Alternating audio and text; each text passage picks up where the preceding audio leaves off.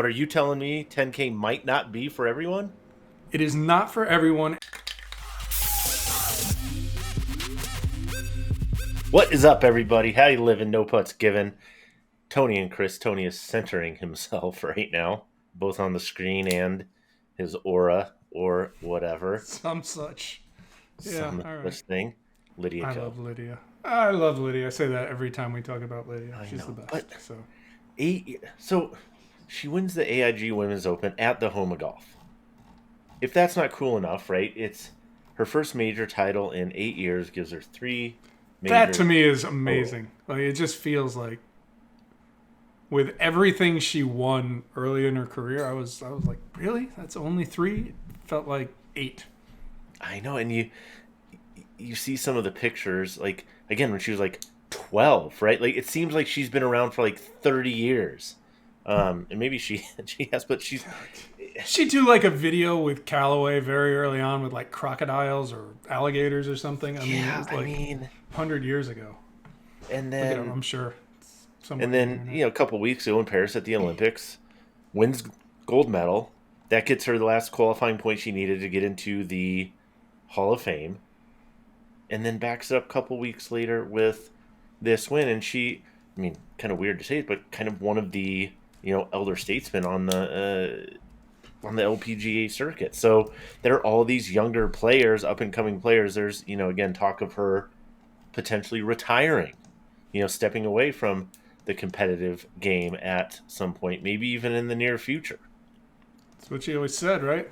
Played till she was 30, and I mean, anyway, like Seinfeld, right? Leaving on a high note, like that would be yeah. it. I mean, what else? Why not? Why not? I guess.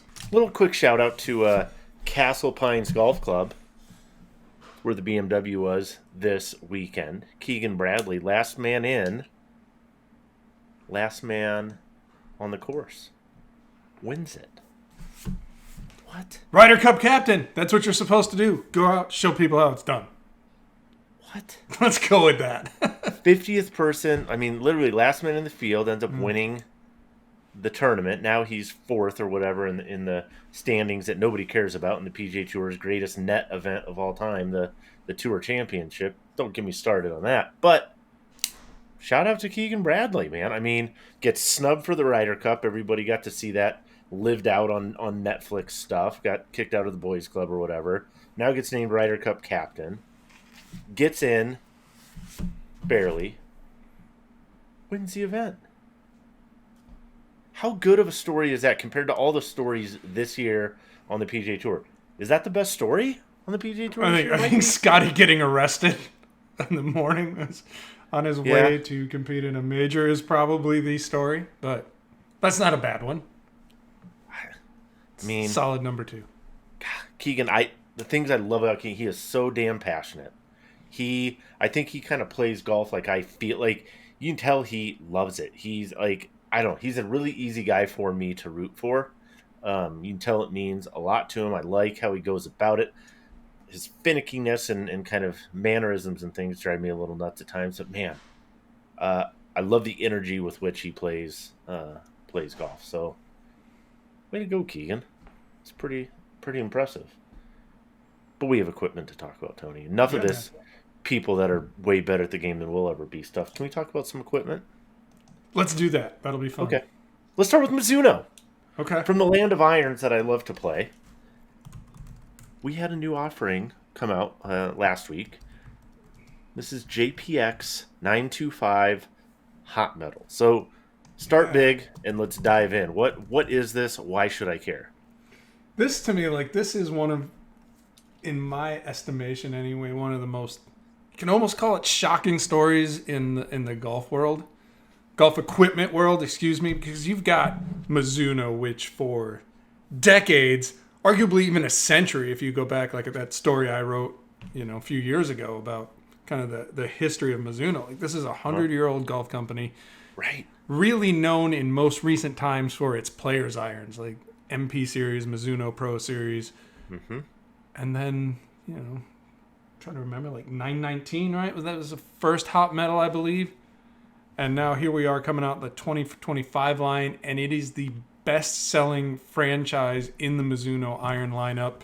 It has catapulted them, above a 10% share, I believe, in the market. Crazy to think. So for me, like the idea that, hey, we got Mizuno. What do we think? Again, Players Iron Company, and their bestseller, Game Improvement. Maybe Hot Metal Pro you could squeeze into Players Distance. But this is of the Mizuno irons, the franchise that longtime Mizuno fans would least associate with the brand, and it is their bestseller. Yeah, just that dichotomy to me is super interesting. He said I played Mizuno stuff for a long time, going back to things like MP33s and 62s. 2017 was the first year. So 2017. Okay, so yeah, so we're 7-8 years into this kind of JPX thing. It was like, I remember, originally like JPX, it felt decidedly not Mizuno. Like some of the stuff was like, what is this? Is this Mizuno trying to be something that it fundamentally isn't? And there were different releases throughout there that confirmed, I think, some of those notions that maybe Mizuno's trying to do something that maybe it shouldn't. I mean, it's bread and butter, what it was known for. Like you said, I mean, people still to this day that love Mizuno, that play either MP or now some of the JPX tour stuff, that is the quintessential Mizuno iron. It is what Mizuno is known for. Now, you're telling me that JPX has gone from something that maybe looked like a huge mistake to Mizuno's best-selling iron. Yeah, this is crazy. So I'll give you JPX by the numbers. So 2017, first year JPX was on the market, 3.51% of the market dollar sales, JPX hot metal alone. Okay. 2020, 8.5%. That's all of Mizuno.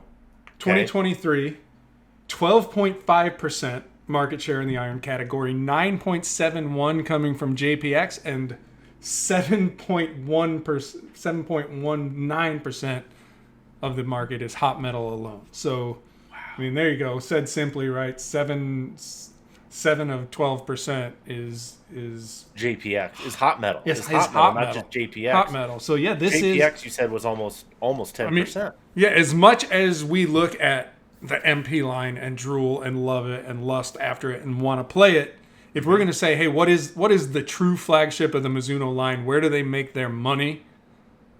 In that respect, it's hot metal.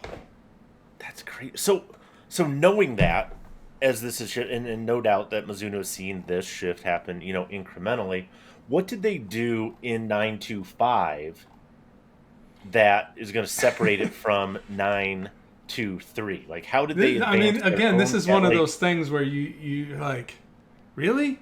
And I've written about every one of these releases, and you kind of lose track of it and where things fit in the market. But right, this is the first time that they're moving into a multi-material construction of any kind.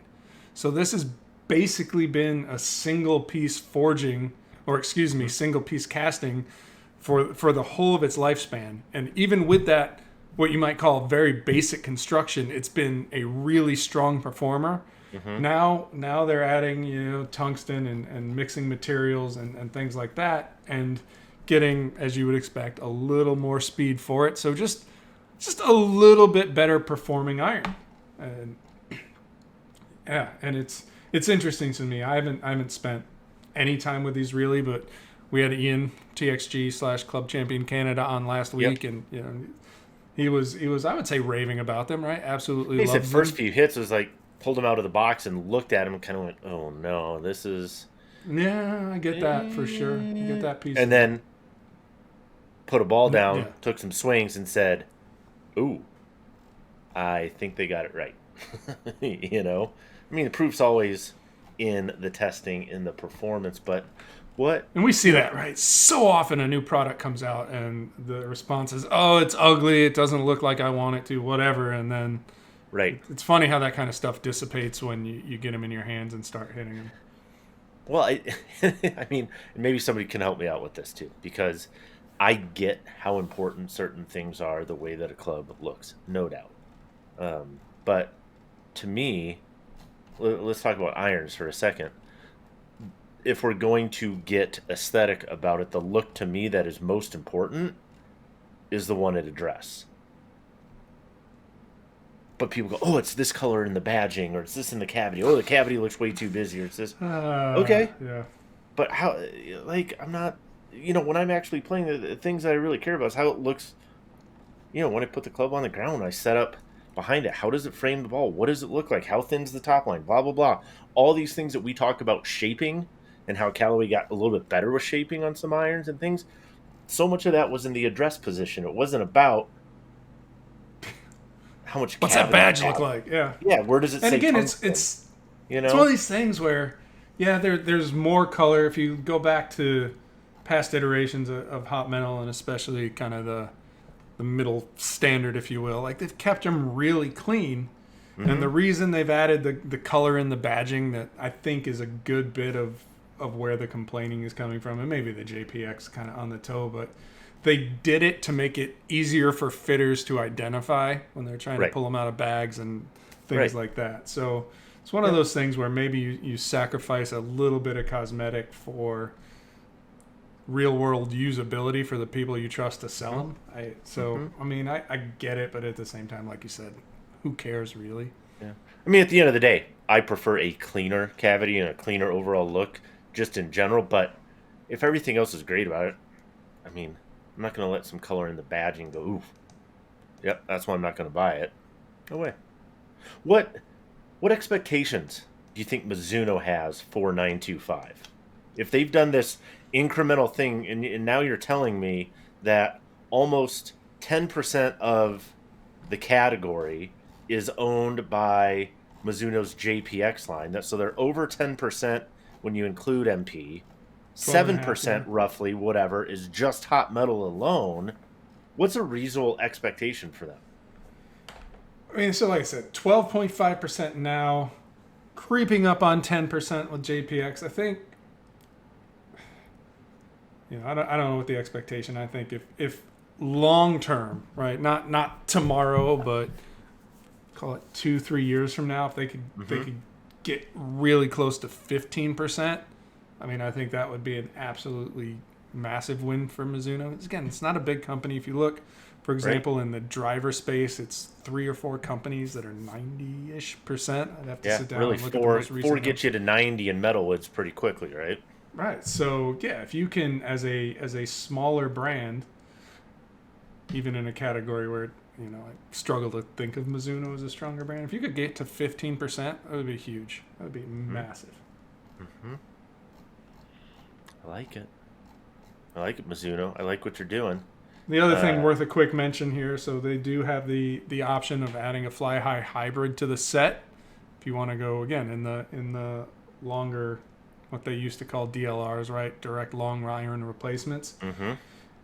If you do need something as a DLR, a hybrid, Mizuno, the fly high hybrid is priced the same as the iron it replaces. So no upcharge to get to the hybrid. And yep. I like that within their. I think I'm not even sure they break even on that deal, to be honest with you, but it's just one of those things where it's, call it a trade-off to compete, if you will. But I think it's one of those things that's just, it's a way to do right by golfers and not upcharge for. Yeah, you're going to say, hey, you need this. Our fitting software has identified that you need this, but it's going to cost you extra.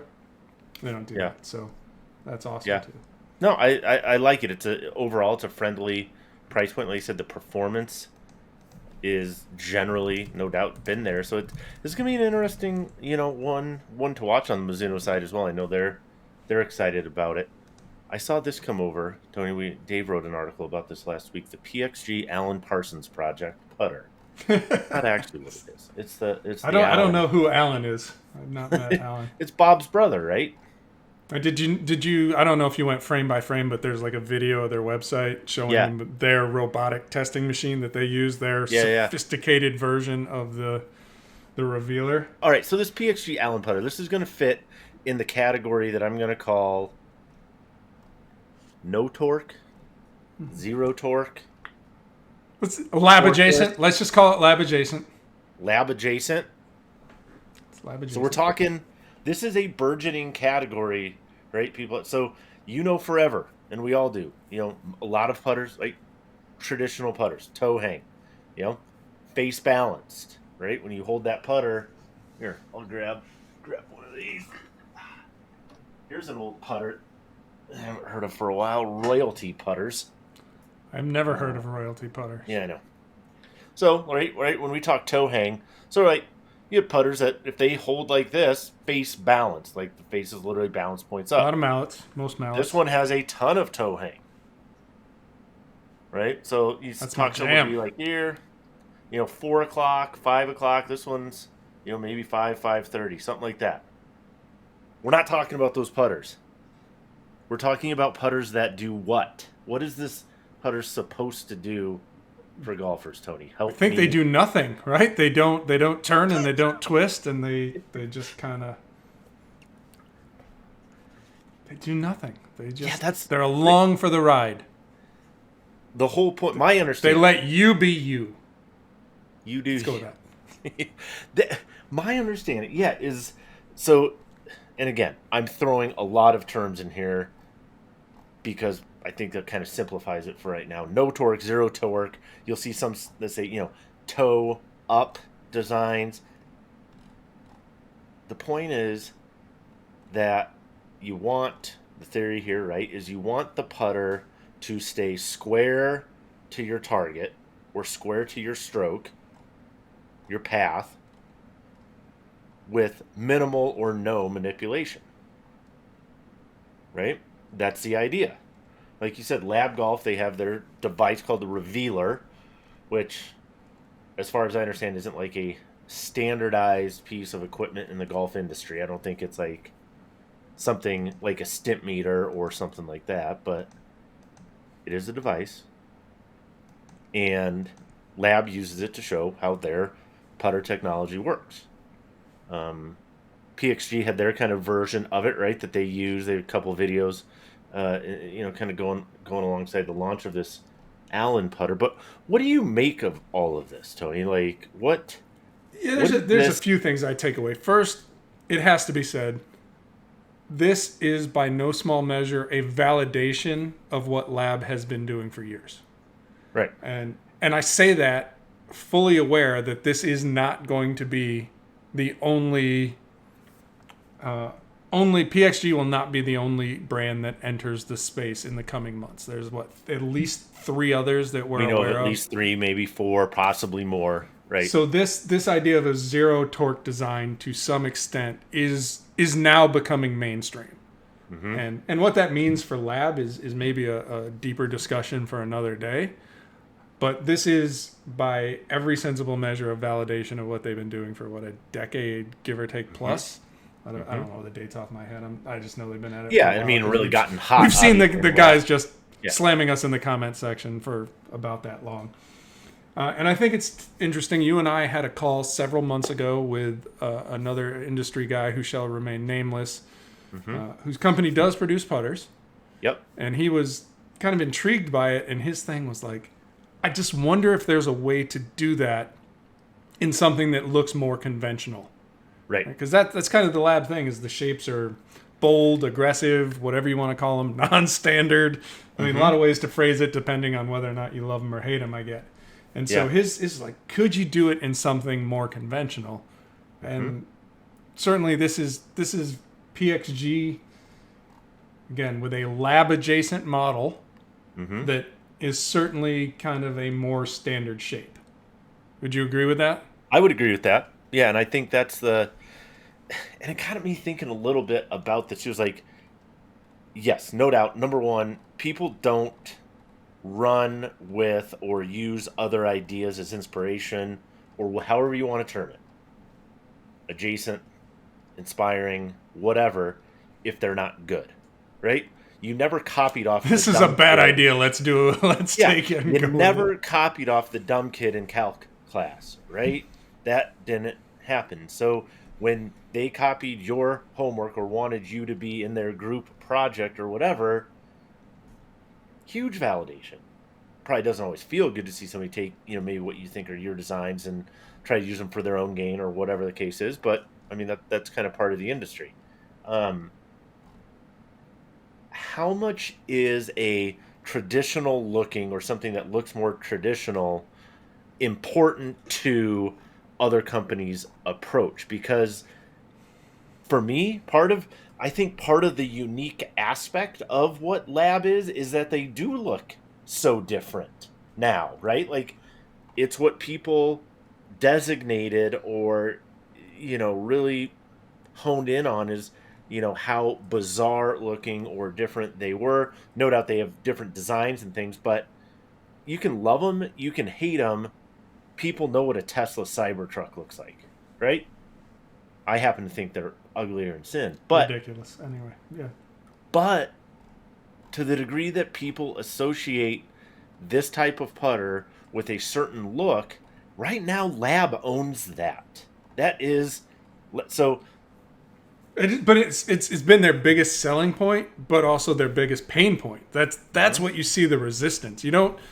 I mean, I'm not going to say never, because there's always one guy that was like, no, this is a stupid theory. Putters are supposed to twist in your hands and all that. But that's few and far between. What we hear is can't get past the looks.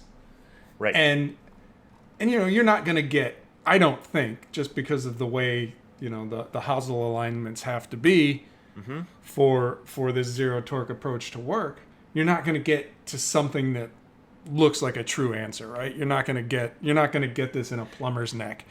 Yeah, I need somebody that understands putter design that more, in physics better than I do. But if I'm thinking, hey, the shaft axis has to more or less intersect the head at the center of mass, or at least the front back CG location, that seems to me to eliminate kind of like a traditional plumber's neck or flow neck, or, the head shape itself. Maybe it's a Newport 2 style or, Ping answer style head. I mean, Lab has their Link Point 1 that certainly looks more like a traditional blade putter, and maybe you can do this in more traditional putter head designs, but because of where the shaft needs to sit and intersect the head relative to the center mass, I think it has to look somehow different than what people are used to. The question is, how much different is that?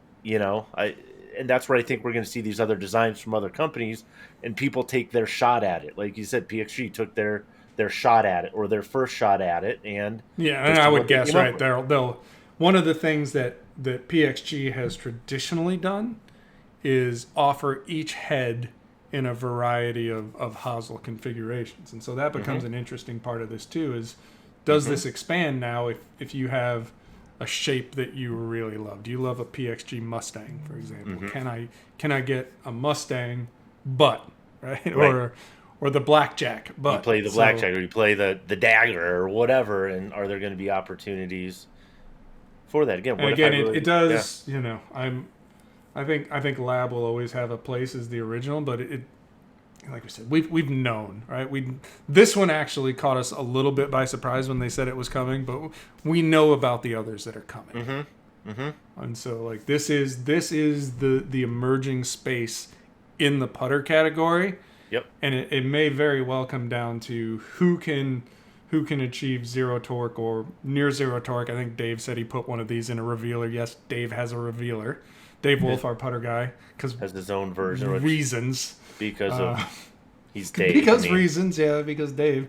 So do I have an ice cream scoop with my name? Call it a little bit of wobble or twist. Dave says there's a little bit in the PXG that you don't see in the Lab, so it's not a 1-for-1, but it's pretty damn close. And so I think it's going to come down who can find that balance of this thing does not wiggle or wobble or twist. And still make it look good. And Dave has been raving about the looks of this putter. Yeah, and I mean, we're probably a ways out from this, but we have in our new facility, we have PuttView, right? So we have all these new testing capabilities and things. Yeah. I can't wait to see. Let's say we do have 4, 5, 6 competitive models that make similar claims in terms of performance, right? Well, because I think what the PuttView is going to allow us to do is better understand the intent, if you will, or where somebody thinks the line is. When you say, look, here's the line, right? We've showed you what the line is. Hit the damn line, and then see, hey, are we better or worse with some putters? Or is it a case of, if you actually know what the line is, they're all pretty much the same? I doubt that, but we'll find out. And like I said, I mean, in the equipment and equipment portion, were there a few really new stories or things that are entirely, really diverge from the norm? It's like, hey, this is one in the putter. This is a new area that people are exploring, not in like 3D printing and stuff where it's like, hey, this is kind of a new horizon. There's a different runway, which is Yeah, and a lot of what we do, right? Like we write those stories year after year, and it's always some version, or almost always some version of the same thing. yeah, And so when you do have something that is demonstrably different, yeah, at least as it hits the mainstream, that's fun. That's this is. Mm-hmm. I would imagine if we said, if we asked our readers, how many of you have tried a lab putter, and compared that to how many of you have tried an answer style putter. yeah. So the idea is to get that. Hey, is this going to get that number, the lab style, closer to that answer number? I think so. Yeah. I mean, and speaking of new and different slightly, you wrote a quick story on the TP5 coming out with a stripe. Is it more than that? Is it more than that? Is it? No. No. I mean, for me, the interesting background here, right? If you've seen the Tour Response stripe, TaylorMade's golf ball stripe technology. Yep. Original one was kind of like a neon green, and now with the new balls they've added, or newer balls, they've added some variation, different colors. Mm-hmm. Now they've brought that to TP5 and TP5X. Yep, to their flagship tour balls, yeah. It's a clear stripe, meaning unpainted, so you basically just get the black lines framing. Mm-hmm. I think that's probably what most TP5, TP5X players want. Me, I would prefer a splash of color. If they had replicated the options from stripe, I'd have been fine with it. Okay. And my hunch is, as TaylorMade, right, we know a good bit of their business is visual technology. Within that, yep, a sizable portion is what it calls hot shots, these limited release special designs. So my hunch is there will be some stripe hot shots that make things a little more interesting if you want it. But I think, this to me kind of felt like from the first time I saw stripe, like it was just a matter of time. Turned out that time was like 3 years. But right. It took a while, but yeah, here we go. How much of you sees that and goes, I wish I could get that on left dash. I wish that I could see that. Yeah, 100% of me. And maybe not this exact pattern. I've talked about this before, like the ERC fade pattern that Callaway uses again on ERC. Mm-hmm. They've made some for me in a chrome tour ball. Mm-hmm. And I love it. I've come to believe, and this is anecdotal, I haven't sat down and gathered a statistical sample to try and figure things out, but I've come to believe that having that stripe does in fact help me align putts better. And for me, again, unproven, theoretically, I believe that the wider stripe, which is what you get on the fade pattern, what you're getting with Tour Response and now TP5 stripe, I believe that wider stripe is much more beneficial than kind of the single line or two kind of closely. Kind of the triple track too, as well. Another Callaway. Yeah, I actually like the solid design, which is why I'm kind of like maybe on the TP5 stripe, but I like a more solid pattern. Mm-hmm. Personal preference. Again, I've come to believe it matters. No proof, all in my head. But so I'd like to see this evolve. I'd like to see colors. I'd like it to be fun. Yeah. Black and white, not so much fun, but. Yep. It's a beginning. It's beginning. Two more topics that I want to get to here. Number one, this came out of some of the feedback from last week. Like I said, we had Ian Fraser on from TXG/Club Champion. And we got some reader feedback, people asking this kind of like, hey, is this whole 10K thing a sham? Like, is it all market? Is it all, one of my favorite phrases, all hat, no cattle? Is that what we're dealing with here? Or is there some reason somebody might go, you know what? 10K may not be for some people. What were your thoughts on that? Yeah, I thought that was really interesting because we talked about it within the context of both the Max 10K and the QI10 Max, and some people jumped on and go, that was your most wanted. Now you're saying 10K isn't real and all that. And it's, to me, it's like anything else in club design and club fitting. For any individual golfer, it's either going to be better, worse, or the same than what you have. Right. It's those are immutable law as far as I'm concerned. That never ever changes. Yep. And then it's understanding, there is some marketing there, because you take that heel toe, Right. Maxed out at 5,900, and then the top bottom, you jack that up another in the ping case, another, what do they so call it, 6, 5 really, because they're saying basically they're close to 11,000 Right. combined MOI, and then you realize, well, combined MOI is nice, but before a few years ago, like these numbers were never put together. There was no combined MOI equation, and there's still no real reason to put them together. It's not except it gets you a bigger number, but right. But I'm saying, like, to the degree they act independent. Like, it's not like you really add one to the other to get a maximum. You know what I mean? Like, you have resistance heel toe and resistance top bottom, and then you just add them together. It feels contrived to me, I guess. To an extent, it is, and I think, but that's how you help tell the story. So I get that piece of it from the marketing side, but it's like anything else, right? It's nothing comes for free. Everything in golf is a trade-off. Right. And so very simply put, right, if I want to get the fastest driver, I absolutely can. Mm-hmm. And we've seen some of these designs. Let's go back to the original SLDR, right? Like you take that center of gravity, you put that thing really forward, you drive it down lower than you might otherwise, and you get a ton of ball speed because impact is close to and aligned with the center of gravity. Yep. But if you miss that thing...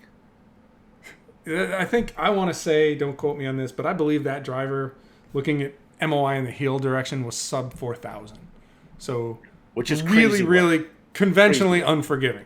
Yeah. Right? Take that, compare that to Max 10K or QI10, where they're claiming like 5,900, and again, PXG, XF models tend to be right there too. Those are the three companies now that are dealing in extreme MOI, if you will. Yep. You're going to get that resistance to twisting. And let's be clear. MOI is not about straightness. It doesn't guarantee straighter flight. MOI is a preserver of ball speed. So you lose when you miss that center of the face. The percentage decrease is smaller than it would be with a lower speed MOI retention on offset. There is a little bit of that directional stability that comes into play, but most of that left to right is coming from the bulge on the face. Right. And so, like, you can get that way, way wrong. And so even if you have right at the limit MOI, if you screw up that bulge radii, it's not going to fly straight.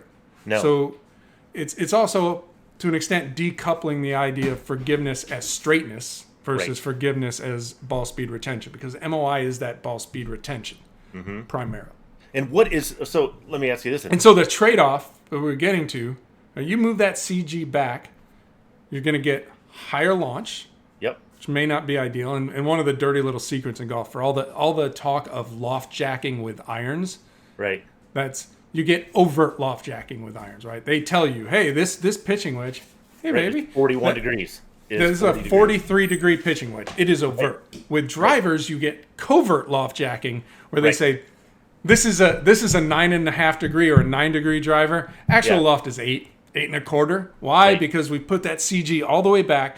We get a lot of dynamic loft. And so if we want it to fly through the window that you as a golfer expect a 9-degree driver to fly through, we got to cheat that loft the other direction. Right. So you get more loft. You definitely get more spin. We know QI10 Max. That is a spinny driver. Not much you can do about it. Just how it is. Can work for some guys. Won't work for a lot of guys.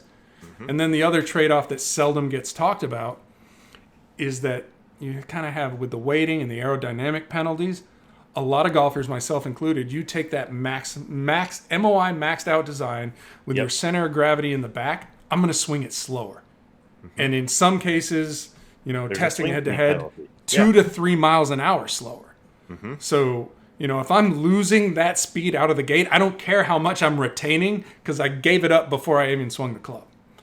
So again, it can work especially if you struggle with contact all over the face. If you're another dirty little secret, right? If you're a slower swing speed player, you can get away with less MOI because the actual ball speed percent or ball speed loss is reduced anyway because you don't swing so fast, right? So you gotta consider the entire package. It's not, and like I said, I think it is another fitting variable. Yes, and that's exactly. And then we'll get on to our last topic here very quickly. But that was kind of the one thing that I would suggest everybody take away from that conversation is no matter how much any golf company is focusing on a specific attribute or term, it's going to be an oversimplification because no club is just one thing. No driver is just MOI. No iron is just high launch or accuracy. Every other element of performance is in play in there somewhere, and it's going to be an opportunity cost. Like you said, something is going to either take away from something else or moderate how much of something else you can use. It's not as simple as, hey, it's just this one feature. Bud Light and fajitas. Give me 30 seconds on what is going on, because this was another question. People said, hey, we saw this stuff from Topgolf. Is Topgolf going down? We saw the quarterly report. We read the thing. Is this like a major issue for Callaway? I don't know. This has been, I think Callaway has a Topgolf problem right now. It's phenomenal. Like, this showed up in the Morning Brew newsletter on Friday.